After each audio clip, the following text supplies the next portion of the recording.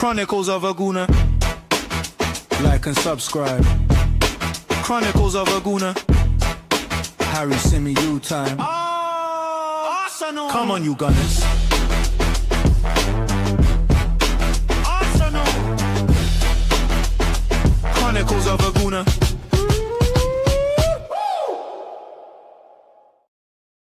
Good morning, Gooners. How are we? Welcome back to the pod. Hope you're all having a wonderful weekend so far. It's the big one today. Arsenal down at Stamford Bridge for what I think is a really, really important game. Yes, it's only November. Yes, there's a long way to go.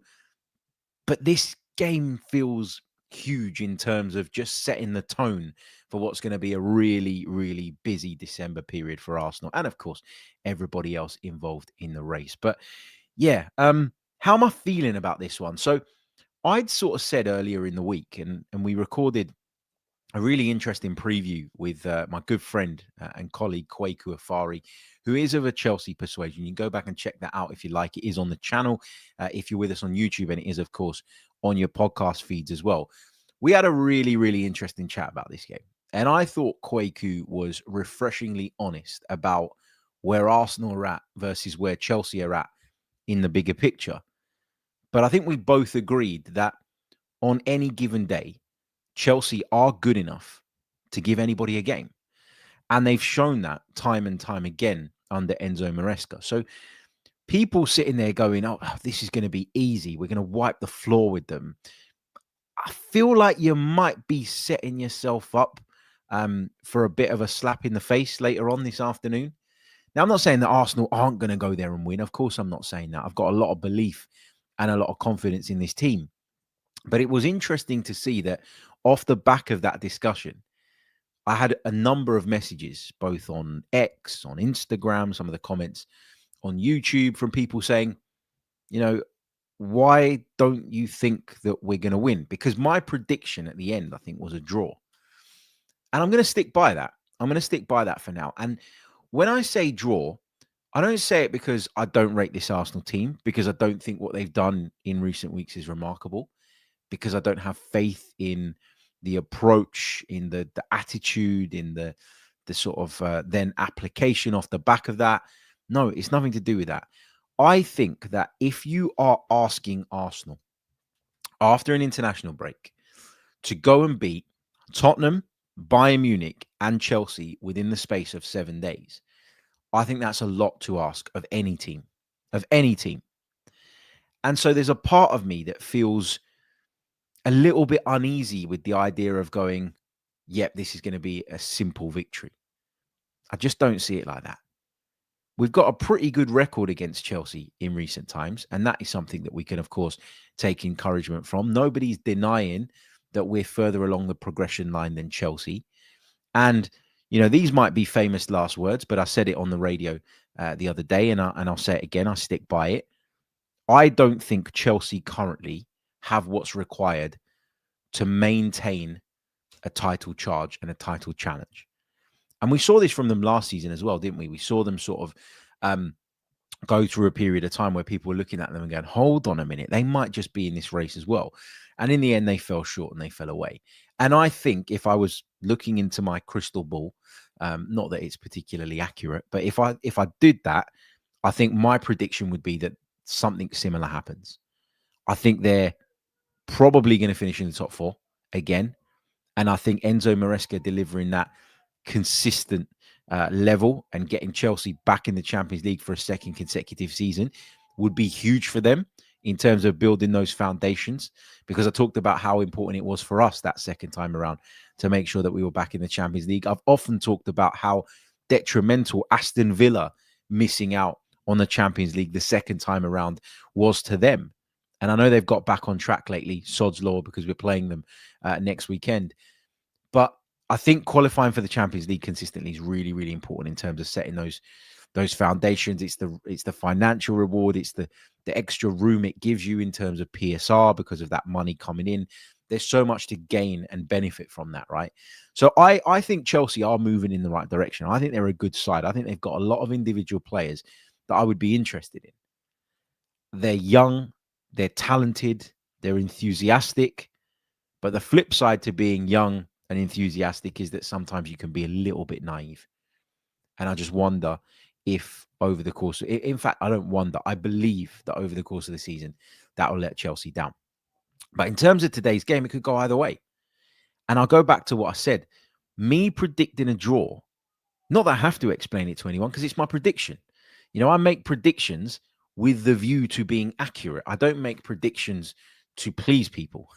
My predictions are what I genuinely, legitimately believe because I'd rather be seen as someone whose predictions make sense than someone who's got the red tinted glasses on and only sees what they want to see. So, yeah, I think a draw feels like the most likely outcome here. If we can win it, amazing. Amazing. Because, you look at that Premier League table, you look at the fixtures that those in contention, have still to play. You look at it and you go, if you're Man City, that is, you look at it and you go, Chelsea away.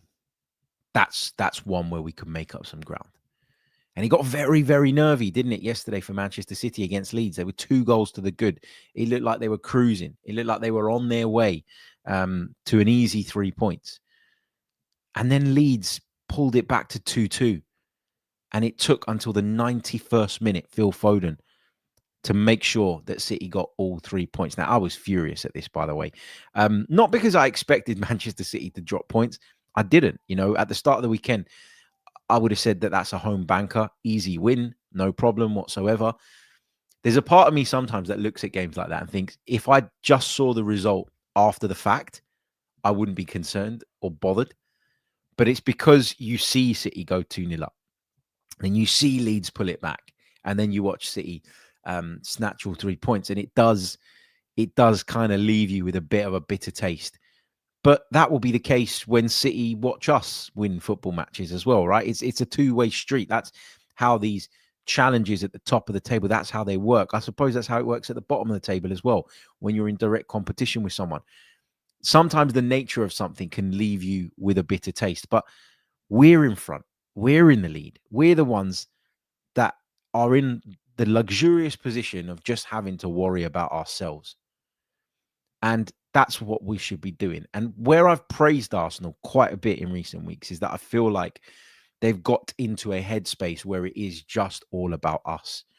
And because we are where we are, and because we're doing what we're doing, we don't need to spend too much time looking at everybody else, which is why I'm not going to do a massive segment on how frustrating and disappointing it is that Manchester City somehow snatched victory from Leeds United. No, because in an ideal world, I'd like to see them drop more points, obviously. And I'd have loved to have seen us have the potential today to go and extend that lead further. But that's out of our control. And all we should worry about really is doing our own thing, going out there and doing our job, block out the noise. And that's what I feel like this team are doing better now than they've probably ever done before. And I feel like Mikel Arteta is doing that better as well.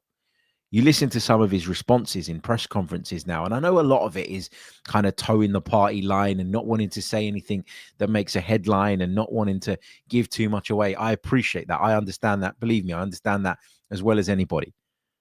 Okay, I'll be honest. There have been times this season where I haven't been able to make the press conferences due to other work commitments, and I've sort of thought to myself, well, what am I really going to miss? He's not going to tell us who's fit. He's not going to tell us what he's really thinking. He's not going to provide us with any insight around his approach. He seems to have figured out that actually keep everybody at arm's length, focus on ourselves, look internally only. And that's the best course of action. But I go back to my prediction very, very briefly because I think for me, asking Arsenal to win all 3 of those games is a lot. It's a lot. I'm not saying it's beyond us. Oh, it certainly isn't beyond us. But I think the law of averages says that when you've put it all in a North London derby, and then you put it all in against Bayern, when you go to Chelsea on the Sunday, you're probably not quite going to be at your absolute brilliant best. And also, for me, Chelsea are a team capable of hitting a really, really high level. Do I think Stamford Bridge is the most intimidating place to go? No. But it's still a difficult place to go. And they're still a very, very good side with a lot of talent within their ranks. And of course, Cole Palmer's back today. Of course, Cole Palmer's returned from the cold all of a sudden. Look, there's a lot of people in the chat, again, disagree with me. I'm not saying that I would go out with the intention of getting a draw only and that I'll celebrate a draw if that's what we get. But I also won't be melting down if we draw. If we draw, I'll look at that. I'll say, fine, we've gone to Stamford Bridge at the end of a very difficult week. We dust ourselves off. We go again. That's how I would look at it. Let's take some of your thoughts from the live chat, and then we're going to get into talking about what the starting lineup might look like, what I would like to see it look like. We're also going to cover off Hand of Arsenal's update on the fitness of two centre forwards. Yes, there's a chance that there'll be centre forwards at least in the mix today. Garika says, guys, I know it's not going to be an easy game, but on my side, Chelsea have too many childish players. So highlighting that maybe immaturity. Yeah, look, I think over the course of a season, it's fair to look at Chelsea and say that they're not quite mature enough to do it, to last the distance, to go the long run. But I think it's dangerous to say that Chelsea are not mature enough to win this football match. Are we more streetwise than them? Absolutely we are. Do I have more confidence in our boys than most Chelsea fans probably have in theirs going into today's game? Absolutely. But you can't write them off a one-off game on that basis, I don't think. Illimatic says, yes, pathetically begging other teams to win matches for us should be in the past. 100%. Tunnel vision now. Focus on us. Worry about the internals. Don't worry about everybody else. I completely agree with that. DJ Marcus Anthony says, I'm not really worried about Man City, to be honest. They'll lose a few more games this season. They're very open at the back. Title number 14 says, nonsense. We need to beat Chelsea. We can draw the next game if you really like draws, Harry. No, because again, right, let me just talk a little bit very, very quickly about perceptions. Perceptions are really, really important. And I'll tell you why. If Arsenal go to Stamford Bridge today and they draw, most people, there'll be some cases of people going in a different direction with this, but most Arsenal fans will look at it and they'll go, end of a tough week, end of a difficult week. A lot of players have been pushed to their limits. We're starting to get players back, but how fit are they at this moment in time? A lot of people will say all of that, and then they'll go, end of a difficult week. We've gone to Stamford Bridge. We got a point. Take it, and we move on. Fine. Chelsea, difficult place to go. Second in the league, first versus second, etc., etc. Obviously not second going into this game, but they were going into the weekend. If we then draw with Brentford on Wednesday, or if we won today, again, those highs continue, but then we go and draw against Brentford on Wednesday at home, people will lose their minds because it's Brentford at home. It's Brentford at home. And even though a win at Chelsea and a draw against Brentford would bring you the same points tally as a draw at Chelsea and a win at home to Brentford, the perception is completely different. And really and truly, perceptions should not dictate analysis. Fact should dictate analysis. You shouldn't be too hyperbolic, I don't think. But the narrative, if you drop points at Chelsea versus if you drop points at home to Brentford, is completely different. And that's the way football's become. The discourse around football now is very, very weird to me. If we win all the games, happy days. But what I'm trying to say is that if we went and drew today at Stamford Bridge, I'm not saying it's the result we're all praying for or hoping for. No, of course, we go out there and we want to win. We want to beat them. But I'm just highlighting that the reaction to that would be very, very different to dropping points against Brentford. So, things like we can draw the next game if you really like draws, Harry, is silly because you know what's going to come, what's going to follow us if we go and draw against Brentford. John Hunter says, today will show the difference between us and the rest. Yeah, I mean, it's an opportunity to show ourselves to be, the big boys. And I know we kind of have done that already this season, but it's an opportunity to make another statement. You win the North London derby, Is it really that much of a statement these days, given where Tottenham are at? Maybe not, but you win it in the emphatic fashion that we did with Eberechi Eze scoring a hat-trick, then it is a statement of some sort. Then you come up against, at the time, the side that most people believe were the best in Europe, and you dispatch of them with ease. All of a sudden, there's another big statement being made. To go to Stamford Bridge and win today, after the week we've had, will be seen as a big statement. I agree that it will show the difference. And I've talked about this in the build-up to the game. I talked about this with Kwaku. I talked about this with Mike Stavru on the bonus pod that we did the other day. I think for me, winning this game, and we absolutely can. Winning this game, what it does is it's a massive punch in the gut for everybody that's even thinking about challenging and chasing us down.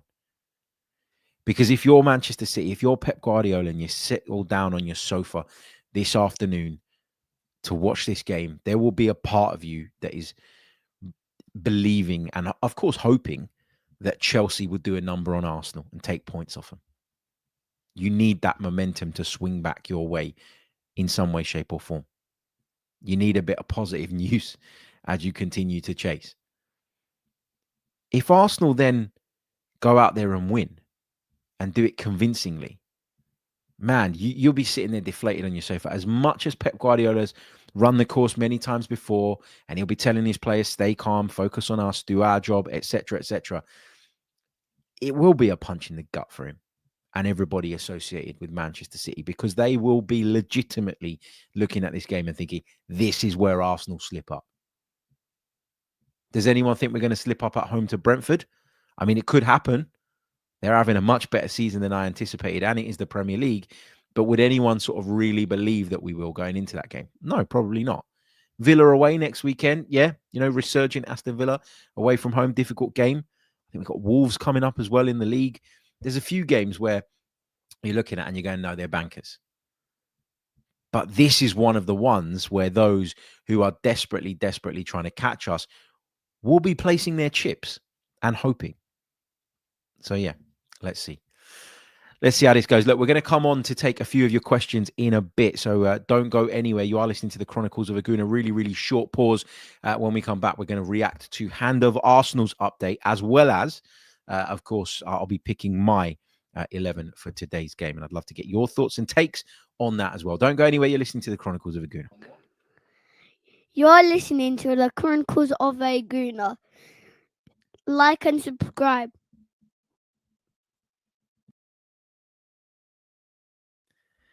That's right. You're listening to the Chronicles of a Gooner podcast with me, Harry Symeou.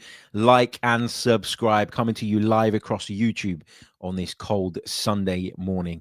If you're with us on YouTube right now, leave a like on the video. It really, really does help. Make sure you subscribe to the channel. Hype the video too if you're watching this back on playback. Remember, instead of just like and subscribe now, I've got to give it the whole like, hype, and subscribe. If you're listening to us on Apple or Spotify, please do leave us a review, because that really, really does help. And if you want to go one further, you can become a Patreon here on the Chronicles of a Gooner, where you'll get access to additional content. We released a piece just a couple of days ago that you can check out, and there'll be one centered around today's match with you guys on Monday as well. So lots of content coming your way throughout the month of December. In particular, you can subscribe to our Patreon for less than the price of a cup of coffee per month. And as I say, with that, you get additional content, you get access to our Discord server, and you get every single episode of the pod completely ad-free, while supporting me as a freelancer to dedicate more of my time to this show that I love so dearly. Okay, let's have a look then at what Hand of Arsenal has had to say with regards to some of our strikers today. Or this was yesterday that he put it out. Hand of Arsenal, so reliable and always coming up with the goods. This is what he posted last night. Gabriel Jesus and Victor Gyökeres have travelled with the Arsenal squad for the Chelsea game. Both face a late fitness test.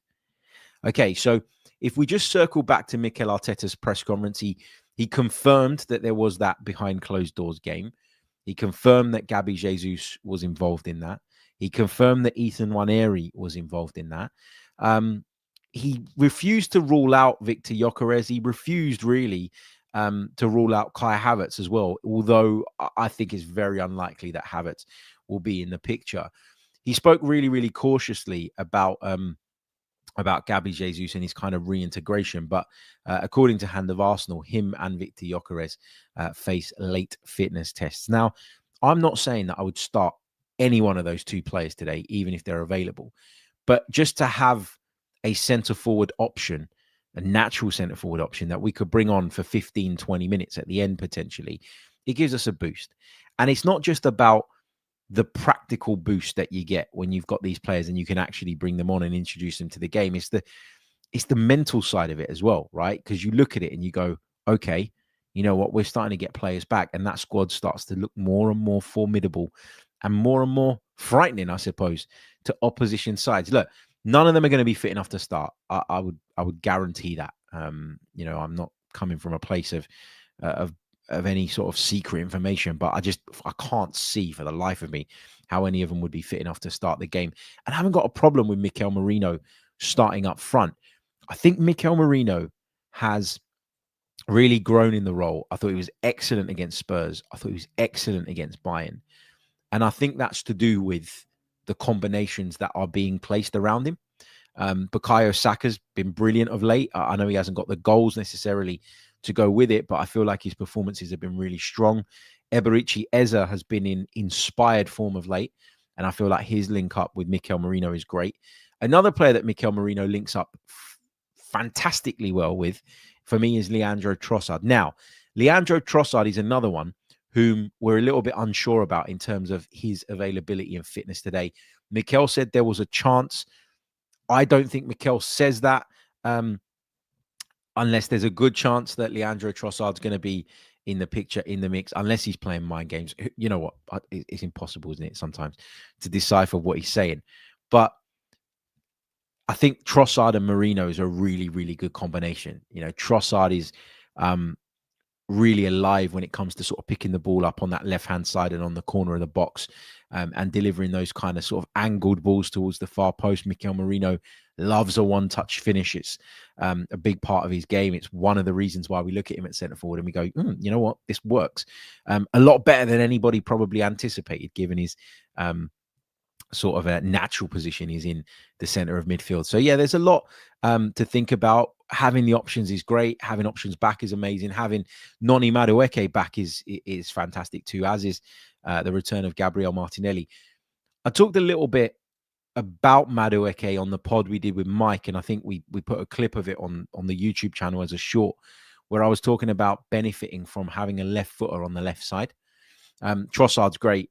Love him. Think he's been excellent of late. Shut a lot of people up who were talking about him as a potential departure in the summer, myself included. You know, I said many times, if someone comes in with an attractive offer, that I would at least consider it. He's turned out to be one of our better performers of late. He's really stepped up in the absence of some of the others. Madueke, for me, will feel like he has a point to prove. Madueke, for me, overcome a big hurdle against Bayern when he got his first Arsenal goal.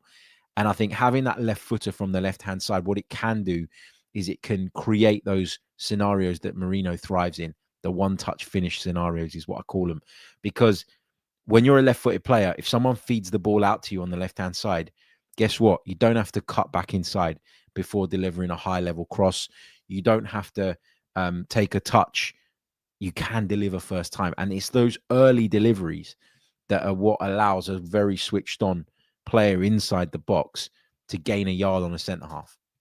You know, if you work the ball out to a right-footed player on the left and he's got to take a touch to work it inside, you're giving the centre half time to set himself, to scan what's going on around him, and to essentially, prevent what might be coming next. Whereas when you are a left-footed player and you can deliver early and from different angles and deep, etc., you can cause people all sorts of problems. I'm not necessarily saying that's what I would go with, but it's an option to us. And then you've got the pace of Gabriel Martinelli, who can stretch people, who can get in behind, who can bring something very, very different to the equation. And he's been in great goal-scoring form of late, Gabriel Martinelli as well. So, yeah, there are options. And the fact that these options are returning, it's really, really exciting. Let's have a look then at the team that I would pick for today's game. So easy one in goal. David Raya for me. At right back, it's going to be Jurien Timber. I mean, the guy is an absolute machine. He's been brilliant. Probably Arsenal's best player over the course of the last few weeks. Saliba continues at right centre back for me. At left centre back, I'm bringing Piero Hincapié back in. I like the whole kind of left footer balance thing that we got going on when Hincapié plays versus the Mosquera thing on the left. Again, Mosquera was outstanding against Bayern. No issues whatsoever with his performance. But I think the fact that Mosquera played that game probably points to the fact that Hincapié was being rested and prepared for this one. And at left back, I'm going Ricardo Calafiori. I think he, too, has been one of our better players this season, and it's great to see. Is that hand of Arsenal? Is that the real hand of Arsenal? Well, the real hand of Arsenal, please stand up in the live chat. Good to see you. If it is royalty in the chat box, thank you so much for being here, mate. And we were just talking about your update. I think you just missed it. Moving into the midfield, again, for me, this is pretty straightforward. Martin Zubimendi, along with Declan Rice, who in that second half against Bayern Munich played out of his skin. Unbelievable performance from him. In a 10 role, I'm going with Eze. I know that Martin Odegaard's back in contention, but Eze's form has been irresistible of late.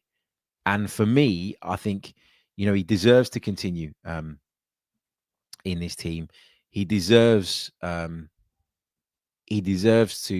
be given the opportunity. And obviously, when he plays, the balance and the dynamic to our midfield is a little bit different to what it is when Odegaard plays. Odegaard plays like an 8/10, becomes part of a midfield 3 at times, whereas when Eze plays, it is very much a midfield duo, I think, of Rice and Zubimendi, and Eze has that additional license and freedom further up the pitch. But I've already said that I think Eze and Merino is a great combination. So if we're playing Merino up front, which I'm doing, because even if we've got Gyökeres and Jesus back in the picture, neither of them, in my view, will be fit enough to start a game like this, then you've got to play those two together. On the right, you go Saka. And on the left, if he's fit enough, for me, you go Leandro Trossard. Madueke and Martinelli are great options. They're fantastic players. I'd love to see them involved in some capacity. Of course I would. But I think Trossard has earned the right to continue in the side as long as he's fit enough to do so. And therefore, I'm going with this team again. So let me just repeat it for those of you listening on Apple or Spotify or even on Patreon. It's Raya in goal. It's Timber, Saliba, Hincapié, Calafiori, Rice and Zubimendi at the base, Eze in attack, Saka on the right, Trossard on the left, and Mikel Merino leading the line, but with plenty of tasty options on the bench. Again, highlighting that squad depth that we have. Lots of people will dispute my team, and that's fine. You can let me know your thoughts in the comment section. I know a lot of you are going to argue with me now about my prediction. My prediction, it's not what I want to happen. It's my prediction is Chelsea 1, Arsenal 1. That's how I think this game's going to finish. We'll talk about what that means if indeed it does go that way come the end of the weekend. We might be talking about on Monday morning Arsenal, putting another 3 points on the board and sending a real statement. Hopefully that is the case, but I'm predicting with my head, not with my heart. My heart says Arsenal go there and win. And we have a fantastic afternoon down in southwest London. But my head says that this might just be a step too far in terms of expecting Arsenal to produce another unbelievable result. The momentum is there. The options are there to Mikel Arteta. People keep saying, 3 games in a week. I say it a lot. Ultimately, that's what it takes nowadays, isn't it? To go on and win the big trophies. That's why it's so difficult. A draw would not be the end of the world, but a win would be fantastic. If we were to win today, then I'm not saying it would be done. Of course not, because we'd be just about turning the page into December. But if we were to win today, I think it would be a massive step in terms of consolidating our position at the top of this league. And it would significantly increase our chances, in my own mind, of us winning the thing. So, big game, big afternoon. Thank you all so much for joining me on today's episode. Really do appreciate it. Remember, like, subscribe, all the rest of it. If you're a patron, thank you so much for your love and support. If you want to become a patron, you can do so via the link, of course, in the description. Get involved. We'd love to see you over on the Patreon side of things. Depending on how today goes, I might bring you a video from Emirates Stadium. What am I talking about? Stamford Bridge later on. I'll be at Stamford Bridge this afternoon. Really looking forward to it. And I'll see you all very soon. Until then, take care of yourselves. Up the Arsenal. Goodbye. Chronicles of a Gooner. Like and subscribe. Chronicles of a Gooner. Harry Symeou time. Arsenal. Come on, you Gunners. Arsenal. Chronicles of a Gooner.